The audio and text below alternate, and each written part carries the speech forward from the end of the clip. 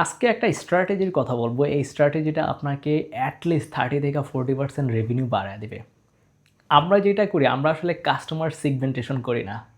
আপনি যখন বিজনেস করবেন, আপনাকে অবশ্যই কাস্টমার সেগমেন্টেশন করা উচিত। কাস্টমার সেগমেন্টেশন হলো যে আপনার প্রত্যেকটা কাস্টমার কিন্তু সেম না। কিছু কাস্টমার থাকবে যে ওরা একটু প্রিমিয়াম, কিছু কাস্টমার থাকবে ওরা হলো যে একটু মিড লেভেলের, এবং কিছু কাস্টমার থাকবে তারা একটু লো ক্যাটাগরির।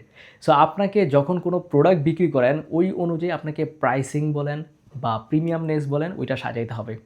যারা প্রিমিয়াম তাদেরকে ওই লেভেলের প্রিমিয়াম জিনিসপত্রই অফার করতে হবে, এবং যারা লো বা মিড তাদের কিন্তু ওই লেভেলের জিনিসপত্রই অফার করতে হবে।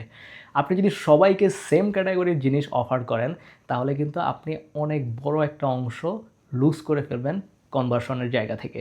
সো আপনি যখন এই জিনিসগুলো সেগমেন্টেশন করবেন এবং প্রাইসিং বলেন বা প্রোডাক্টের লাইন আপ বলেন, এগুলো যখন সেগমেন্টেশন করে ফেলবেন, তখন দেখবেন যে আপনার কনভার্সন রেট অনেক বেড়ে গেছে।